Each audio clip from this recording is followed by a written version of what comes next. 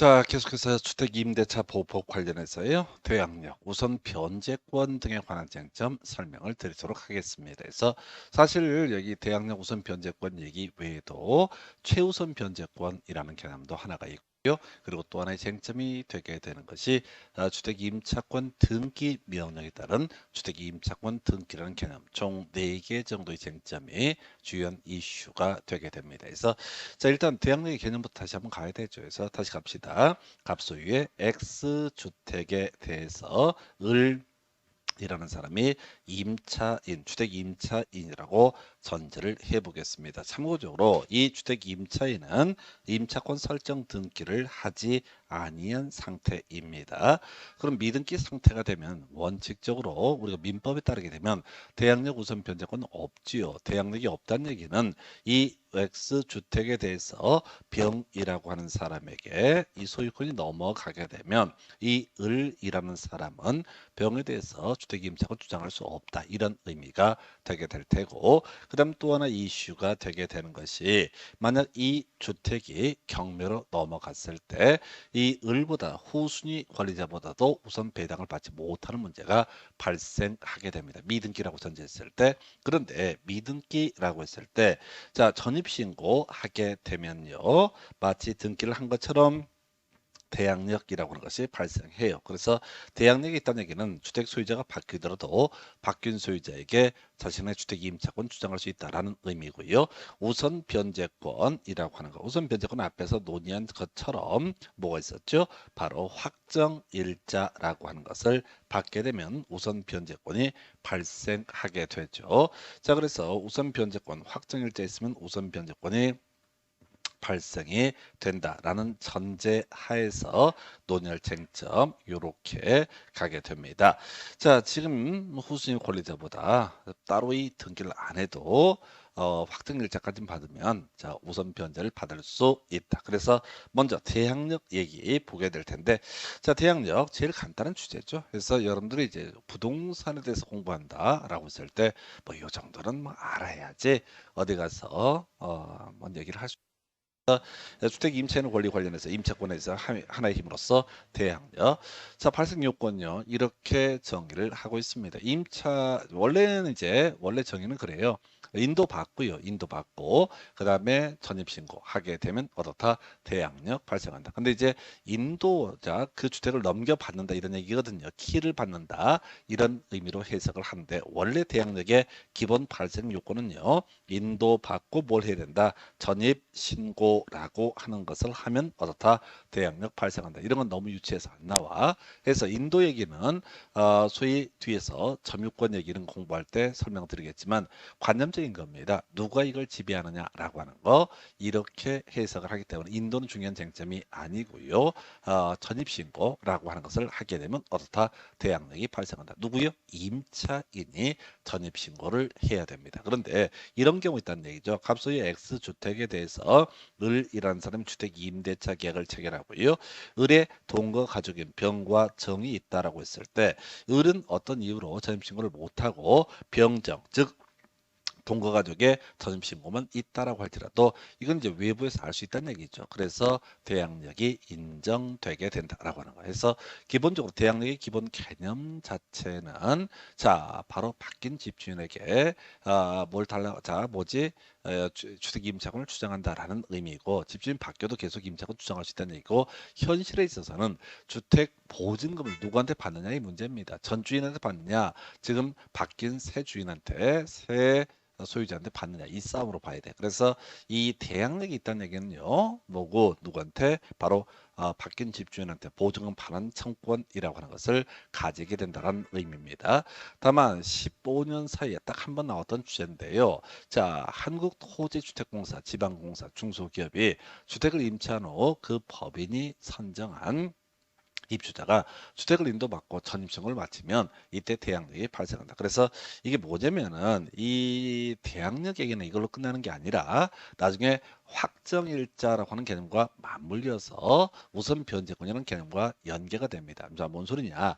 갑소유의 X주택에 대해서 현재 임차인은 자, LH공사, 공적인 기관, 지방공사, 야, 또 중소기업, 자, 이런 데서 이 주택의 임차인이 되게 되는데 문제는 법인이 들어가 살지는 않거든요. 법인이 손발이 없잖아요. 그래서 이 사람이 선정한 입주자라고 하는 사람이 실제로 이 주택에 들어가게 됩니다. 자, 그랬을 때 이 법인은 주민등록이라는 개념이 없는데 이 입주자가 전입신고를 하게 되면 이 법인, 임차인에 대해서도 다 대항력이 발생한다. 그러니까 임차인 스스로, 자연인 임차인 스스로 전입신고를 하면 대항력이 발생은 너무나 간단한 얘기야. 그래서 그런 건 시험에 내릴 수도 없고 내지도 않아. 유치찬란해서. 그래서 문제는 그 당사자 임차인 스스로가 전입신고를 하는 것이 아니라 동거 가족이 전입신고를 해도 대항력 발생하고요. 법인이 전입신고를 할 수 있는 건 없잖아요. 그래서 토지공사, 지방공사, 중소기업이 임차인이지만 그들이 선정한 입주자가 전입신고를 하게 되면 이 법인에 대해서도 다 바로 자 대항력이라는 것이 발생하게 된다라고 이렇게 얘기를 합니다. 뒤에서 뭐 논의하겠지만 이 전입신고 플러스 나중에 확정일자 두 가지 권을 모두 갖추면은 그때는 우선 변제권이라는 권리가 발생하게 됩니다. 우선 변제권의 개념은 경매가 진행이 됐을 때 어떻게 한다고요? 바로 임차권 등기를 안 한 상태에서도 후순위 권리자보다 우선 변제를 받을 수 있는 권리, 이게 우선 변제권의 개념이 됩니다. 뭐 그렇다 치고 자 이제 그럼 대항력이라고 하는 게 발생하는 시기라는 것이 하나의 쟁점이 될 수가 있습니다. 이게 나중에 경매랑 같이 맞물려가는 그런 주제가 되는데 자 일단은 간단하니까 가보십시다. 자 대항력의 발생 시기라고 하는 거, 자 인도는 받았다고 치고에 전제를 합니다 항상. 그리고 주민등록을 마친다. 그러면 이제 그 다음날 오전 0시 밤 12시 딱 넘어가는 그 시점부터 대항력이 발생되게 된다라고 해서 자 그날 아닙니다. 다음 날이고요. 여기서 이제 나중에 파생되는 개념이 뭐냐면은 우선 변제권이라고 하는 거 주민등록 마치고요. 그 다음에 확정일자 받게 되면 두 가지 권을 모두 갖추면 그 다음날 0시부터 대항력이 발생한다라고 하는 거. 뭐 그다지 큰 쟁점은 안 돼요. 얘는 대항력의 발생 시기라고 하는 것은 사실은 이거보다 나중에 우선 변제권이라는 개념과 연계가 됩니다. 뭐 이런 질문 나오면 진짜 감사한 경우죠. 좀 이따 설명드릴 주제와 연계가 될 테고요. 자, 그다음에 이 주민등록 전입신고라고 하는 것은 대항력의 발생 요건일 뿐더러 또 하나 쟁점이 되는 게 대항력의 존속요건입니다. 자, 가볼까요? 갑소유의 X주택에 대해서 을이라는 임차인이 전입신고를 하게 됩니다. 전입신고를 하게 되면은 이 사람에게 대항력이 발생할 텐데, 그래서 바뀐 집주인한테 뭘 주장할 수 있다? 임차권을 주장할 수 있다. 임대차가 끝났을 때 주택보증금, 자 전세보증금 반환 청구권이 발생하게 될 텐데, 여기다 또 나중에 짬뽕을 해서 확정일자까지 받게 되면 우선 변제권까지 발생을 하게 될 겁니다. 근데 문제는 이 사람이 중간에 주민등록을 이전을 해버리게 되면 이때 대항력은 소멸하게 된다라고 이렇게 해석합니다. 그래서 이런 경우죠. 을이라는 사람의 을이라는 임차인이 갑소유의 X주택에 대해서 만약에 뭘 했다고요? X주택에 대해서 어떤 걸 했다. 지금 전입신고를 했다. 그러면 대항력 발생하죠. 그때 바뀐 소유자 병이라고 하는 사람에게 뭘 주장할 수 있다? 임차권을 주장할 수 있다. 주택의 임대차 존속기간이 만료가 되면은 보증금 반환 청구라고 하는 것도 할 수가 있다. 이렇게 스토리를 잡아가게 됩니다. 자, 그런데 말이죠. 이 을이라는 임차인이 전입신고했다가 딴 데로 또 주민등록을 이전을 해버리고 그 상태에서 병이라는 사람이 만약에 뭘 하게 되면은 자 이걸 매수하게 되면 바뀐 소유자에 대해서 을은 뭘 주장할 수 없다. 주택 임차권을 주장할 수 없게 됩니다. 그래서 함부로 주민등록 바꾸면 안 돼요. 그래서 나중에 나오게 되는 개념이 임차권 등기 명령에 따라 주택 임차권 등기라는 개념, 바로 대항력, 그리고 뒤에서 공부하게 될 우선 변제권을 유지시키기 위한 존속시키기 위한 요건이다라는 개념과 연계가 되는 것이 주택 임차권 등기라는 개념이 되게 됩니다. 해서 자, 요 얘기 다시 한번 스토리를 정리해 보도록 합니다. 지금 임차인의 주민등록이라고 하는 것은 대항력의 발생 요건이자 존속 요건에 해당이 되게 됩니다. 자, 그런데 자, 요거 하나 볼까요? 아까 우리 이 대항력의 발생 요건 중에 하나가 임차인의 주민등록을 옮기지 않더라도 동거 가족의 전입신고가 있게 되면 어떻다? 대항력이 발생한다라고 했었거든요. 똑같은 논리 구조입니다. 지금 임차인 스스로의 주민등록은 옮기지만은 동거 가족의 주민등록은 그 주소에 그대로 두게 되면은 이때는 당연히 어떻다? 대항력 상실되지 않는다라고 해서 이게 이제 문제 구성 자체가 발생 요건도 물어보는 것이 그 당사자에게는 너무나 당연한 얘기니까 혼자 들어가는 경우는 사안이 간단하고 항상 동거 가족 등을 가지고 쟁점을 삼아 내게 됩니다. 그래서 이게 소위 대항력에 관한 개념이 될 텐데 좀 어려운 얘기 해볼까요? 바로 최우선 변제라는 개념과 관련한 주제를 살펴보도록 합니다. 그래서 먼저 간단한 것부터요. 자, 대항력을 가지고 있다는 얘기는 집주인 바뀌었을 때 바뀐 소유자에게 주택 임차권을 주장할 수 있다. 이건 임대차의 존속기간 중에 적용되는 개념이 되게 될 것이고, 자, 그러면은 이거 말고 지금 임대차의 존속기간이 만료가 되게 되면 자, 어떻다고요? 바로 보증금 반환 청구 새로운 집주인에게 할 수 있다. 이걸 이제 문장으로 표현하면 이런 식이야. 임차 주택, 즉 임차인이 있는 주택의 매수인, 양수인은 원칙적으로 종전 임대인, 매도인이 되겠죠.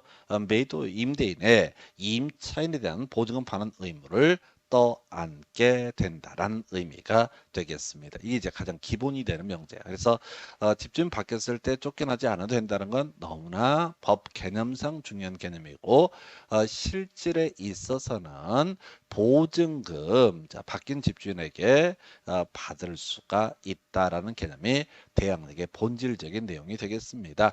자, 그리고 제일 이게 어려운 파트가 이 아이예요. 바로 소액 임차인의 보증금 중 일정액이 주택가액의 2분의 1 초과할 때 2분의 1에 해당하는 금액까지 우선 변제권이 있다. 이걸 우리가 최우선 변제권이라는 표현을 씁니다. 그래서 자, 가볼까요? 그림을 봐야 돼. 자, 주택 임차인이 대항력을 가지고 있으면은 소액임차인이라고 전제를 했을 때 이 사람은 자 경매 금액에서 최대 2분의 1까지 최우선 변제를 받을 수 있다. 개념 설명드리겠습니다.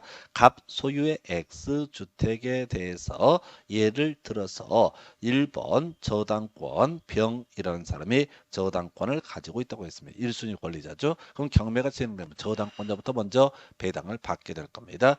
2번 자 이런 경우 있겠다. 임차인 근데 여기서 문제를 삼는 것은 소액 임차인이라고 전제를 삼아 보겠습니다.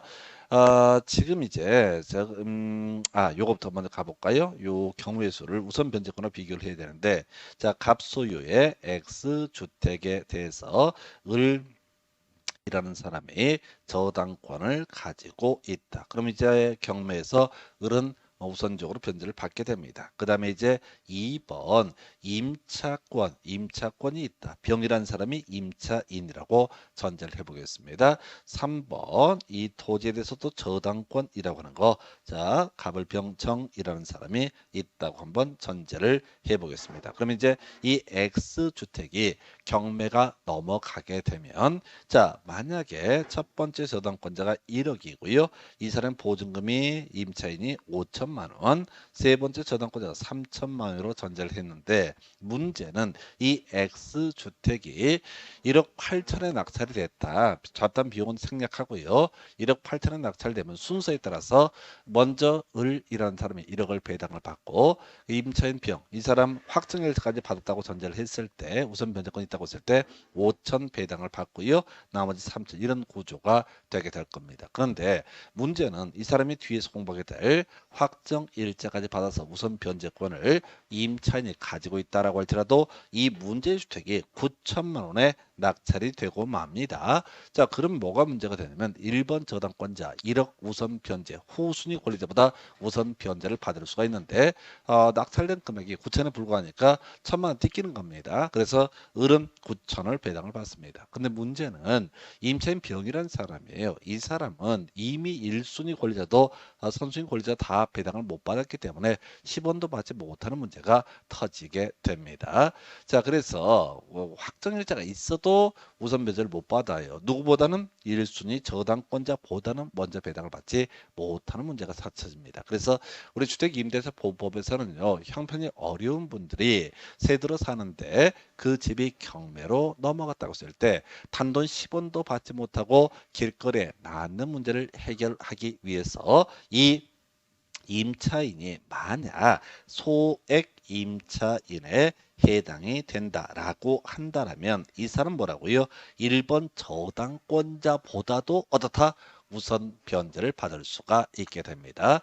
자, 그러면 이제 이게 여기까지는 이제 형편이 어려운 사람 길거리에 나앉는 문제를 해결하기 위해서 이렇게 해놨는데 이게 소액 임차인이 뭐냐라고 하는 개념을 이제 따져 물을 건 없어요.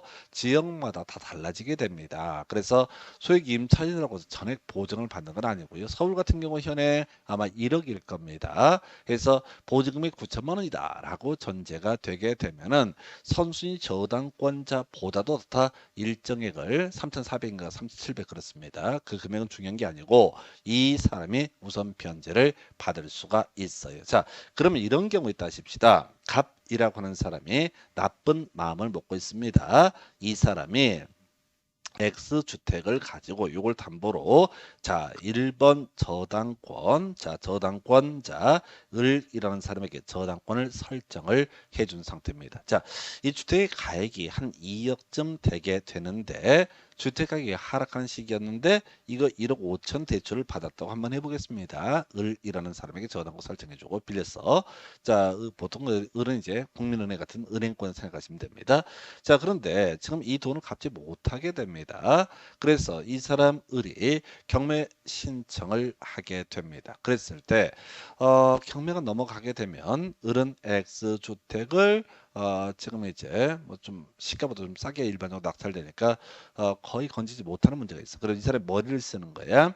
2번 임차인 예를 들어서 병이라는 사람, 3번 임차인 누구 정이라는 사람, 자 그다음에 4번 임차인 무라고 하는 사람 이런 식으로 자 여러 명의 소액 임차인을 들여버리는 거야. 금액을 계산해 봐서 자 어떻게 한다? 아까 제가 지금 계속 법이 바뀌어서 이런 것들은 뭐 사실 외울 건 아니고요. 서울 같은 경우 소액 임차인의 기준이 1억이고요. 최우선 변제금이 아마 3,400인가 그렇습니다. 그래서 어떻게 처리를 해버리냐면 얘를 보증금 5천, 얘를 보증금 5천, 얘를 보증금 5천 이런 식으로 해서 만 3,400이라고 치고 곱하기 3 하게 되면 339, 342, 1억 200만 원인가요? 자, 저당권자 1억 5천 설정을 해놨습니다. 만약에 소액 임차인이 아니게 되면 이 뭐죠? 대항력 우선 플러스 확정일자인 우선 변제권을 갖추더라도 얘들은 누구부터 배당을 받는다? 바로 저당권자 을부터 배당을 받는 그런 문제가 터져요. 그래서 얘가 머리를 쓰는 거예요. 고모의 딸을 병이라고 치고 이모의 아들을 정이라고 치고 아는 지인을 모라고 이렇게 해서 소액 임차인으로 다 도배를 해가지고 이렇게 임대차 계약을 체결하고 얘들한테 뭘 한다고요? 바로 자 주민등록을 다 옮기게 합니다. 자, 그러면 이 사람들은요 확정일자라고 하는 것을 갖추지 않더라도 자 후순위 권리자보다 우선 변제를 받는 게 아니라 선순위 담보물권자인 저당권자보다도 더 우선 배당을 받을 수가 있게 됩니다. 자, 그럼 어떤 문제가 터진다? 만약 1억 이게 2억짜리 물건이었는데 자 낌새를 보아니 1억 2천에 배당을 받는다. 1억 2천에 매각이 된다라고 전제를 했을 때 아까 1억 200만 원을 갖다 바로 을보다 먼저 배당을 받게 하는 식으로 편법을 쓸 거예요. 그래서 지금 긴 얘기했습니다. 자, 정리하면 이렇습니다. 스토리가 이런 식이야. 우리는 결론만 기억을 해야 돼. 과정을 알면 좋은데 시험용으로 꼭 그게 유리한 것만 아닙니다. 그래서 소액 임차인이라는 사람은 다시 봐야 돼. 대항력만 갖추더라도 선순위 권리자보다 더 우선 배당을 일정액까지 받을 수가 있다. 그러면 이 법제도를 이용을 해서 이 채무자인 갑이라고 하는 X주택의 소유자가 편법을 써서 어떻게 한다? 소유기임차를 이빠이 채워넣어 다 주민등록 선입신고를 해서 선순위 물권자, 담보물권자인 저당권자보다 우선 다 돈을 빼먹는 수가 발생한다. 그래서 그러면 저당권자 보호를 받지 못하는 문제가 터지잖아요. 그래서 꼭 임차인만 보호하는 법은 없거든요. 물권자도 당연히 보호를 해야 됩니다. 그래서 우리 법에서는 소액 임차인에 대해서는 다시 갑시다. 소액 임차인은 우선 확정일자를 통해서 얻게 되는 우선 변제권이 아니라 대항력만 얻게 되다. 대항력만 있다라고 할지라도 선순위 담보물권자보다 우선 변제를 받을 수 있다. 다만 그 금액은 전액 변제를 받는 게 아니라 아까 서울시 같은 경우 제가 3,400 같다고 그랬는데 요 금액까지는 어떻다? 선순위 관리자보다 우선 변제를 받을 수 있다. 그래서 이렇게 소액임차인을 많이 집어넣는 경우가 발생할 거예요. 나중에 돈 빌린 다음에 그러면은 뭐죠? 저당권자가 크게 피해를 받기 때문에 이때 선순위 권리자가 여러 명이라고 전제했을 때 이들이 받을 수 있는 최대 한도라고 하는 것은 전체 주택 가격, 경매 가격이 얼마? 2분의 1 여기까지만 어떻다? 바로 최우선 변제권이 인정되게 된다. 자, 그래서 요 파트에서는 뒤에서 공부하게 될 우선 변제권하고 헷갈리시면 안 돼. 우선 변제권이라고 하는 것은 전입신고 플러스 뭐까지 필요하다. 확정일자까지 있어야지 우선 변제권이 발생하게 됩니다. 이에 비해서 지금 뭐라고요?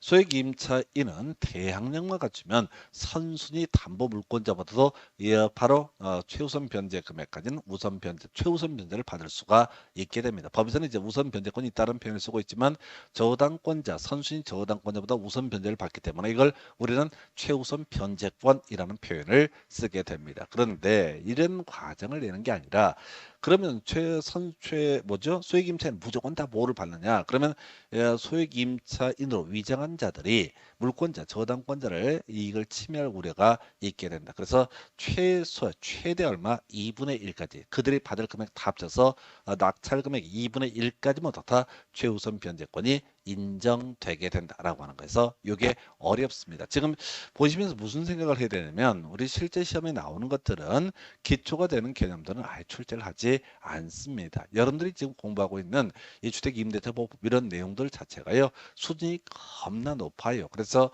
이 공인중개사 시험이라고 하는 것을 너무 띄엄띄엄 보시는 분들이 더럽게 많습니다. 그래서 무식해서 그렇습니다. 이게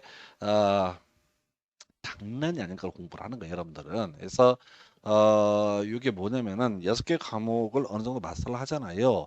그럼 진짜 웬만한 변호사 이런 애들하고 싸움도 하고 뭐 게임 자체가 안 됩니다. 그래서 세무사 몰라요. 세무사도 몰라. 세법 그 숫자 계산 두드러기는 걸 제외하고는 잘 몰라. 제가 이제 중개하다 보면은 뭐 그런 경우 있어요. 뭐 세금 관련해서 세무사한테 물어봐야 된다. 다 거의 개소리입니다. 쓸모없어요. 홈택스 가면 양도소득세 계산 공식이 있거든요. 프로그램이 있어요. 그거 돌리면 거의 세무사가 계산하는 금액과 거의 유사하게 때려 맞습니다. 그리고 사실은 이제 세무사는 민법을 몰라요. 제가 요 근래 세무사 관련해 한 2건 정도 뭐 질의했는데 내용 파악 못합니다. 내용 자체를 거의 몰라요. 세무사들도. 그분들은 기술적인 부분을 잘하는 거야. 계산하는 뭐 프로그램 이런 걸 활용해서 기술적인 부분이지. 자, 예를 들어서 이런 경우가 있다 한번 해볼까요?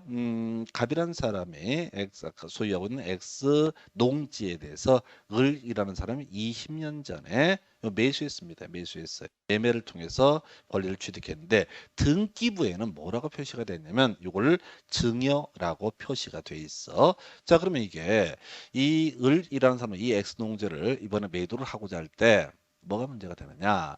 양도소득세가 말도 안 되게 세지게 되는 거야. 실제는 만약에 1억 2천에 샀어. 근데 증여로 이렇게 등기가 돼 있는 상태에서 증여해서 요걸 만약에 2억에 판다라고 하면 양도소득세 개 작살나게 나옵니다. 그래서 이걸 갖고 세무사한테 물어보면 글쎄요라고 해요. 민법을 전혀 모르기 때문에. 근데 우리가 민법 공부가 제대로 돼 있으면 이걸 어떻게 쓰게 된다고요? 통정 허위 표시라는 얘기 또는 이제 실체 관계하고 그다음에 등기부 내용이 불일치하면 뭘 우선 적용한다? 실체관계를 우선 적용한다. 물론 여기에는 증여 외에도 매매계약서도 형식적으로 다 써놨어요. 이 사안에 있어서는. 그러면 실체관계를 중심으로 이 조세행정은 이루어지기 때문에 이 매매계약서라든가 실제 매매 대금 이런 것들을 다 20년 가까이 됐던 사안인데 어쨌든 은행의 원부를 찾아가지고 송금했던 내역을 다 입력을 해서 보여주게 되면 조세관청에서 과세관청 국세청에서요 이거 당연히 매매로 보고 그 양도 차익에 대해서만 양도소득세가 과세가 됩니다. 근데 이런 사안을 세무사님한테 여쭤보게 되면 몰라요. 그래서 이상한 얘기를 합니다. 이상한 얘기를 해요. 그래서 여러분들이 지금 공부하고 있는 것 자체가요. 이 내용을 만약에 뭐 시험 합격과는 무관하게 2, 3년 공부를 하셔서 마스터를 하잖아요. 그러면 대한민국의 부동산에 관해서는 그럴 게 없습니다. 뭐 변호사라고 해서 공법 알겠습니까? 전혀 모릅니다. 공법이라는 게 시험 과목, 사법시험 과목이라든가 변호사 시험 과목에 속하지 않기 때문에 그분들 전혀 몰라요. 그래서 여러분들이 지금 공부하고 있는 주택임대차 보호법이라고 하는 시험 문제 자체도 기초가 되는 개념은 안 내. 워낙 쉽기 때문에 항상 한 바퀴 약간 난이도 있는 것만 구성을 한다. 그래서 공부를 할 때부터 그냥 어려운 걸 계속 파서 외워야 파서 접근을 하셔야 됩니다. 그래서 과정에 천착하지 마시고 이게 두려움 때문에 자꾸 과정을 잘 알아야 될 그런 불길한 얘기가 들어. 근데 제가 공부해 봤잖아요. 다 개소리고요. 일단은 다이렉트서 붙어야 돼. 붙어서 몇 개 외우게 되면은 이게 어느 정도 내공이 쌓이게 되면요 법조문 해석도 하실 수 있습니다. 그래서 자 얘기 좀 길어졌는데 대항력 원래 출발점 뭐라고요? 집주인 바뀌었을 때 바뀐 집주인에게 계속해서 임차권을 주장할 수 있는 힘 이걸 우리가 대항력이라고 얘기를 한다. 물론 주택 임차권 등기를 해버리면 이미 대항력 발생합니다. 근데 대부분 등기를 안 한단 말이야. 등기를 안 한 상태에서도 전입신고 있게 되면 그때 동거 가족의 전입신고만 있어도 다 대항력은 발생한다. 다음날 0시부터 말이죠. 자 그리고 나서 대항력 가지고 있으면 바뀐 집주인에게 보증금 반환청권 가지게 될 것이고요. 제일 특이했던 게 대항력 있는 소액 임차인이라는 사람. 다시요. 우선 변제권이 아니라 대항력만 가지고 있는 소액 임차인 선순위 담보 물권자보다도 최우선 변제를 받을 수 있다. 이건 기초적인 개념이야. 물론 시험 문제 구성할 때는 우선 변제권이 있는 소액 임차인 틀렸어. 우선 변제권이 아니라 대항력만 있다 할지라도 소액 임차인은 선순위 담보 물권자보다 우선 경매 과정에서 배당을 받을 수가 있게 됩니다. 다만 여러 명이다 라고 했을 때 선순위 담보 물권자 보호해 줘야 되니까 최대 낙찰 금액이 얼마? 2분의 1까지만 어떻다 최우선 변제를 받을 수가 있다. 이렇게 해석을 하게 됩니다. 그래서 자 이렇게 대항력이라는 개념 설명드리고 잠시 끊었다가 우선 변제권 얘기하고요. 주택 임차권 등기 등 묶어서 설명을 드리도록 하겠습니다.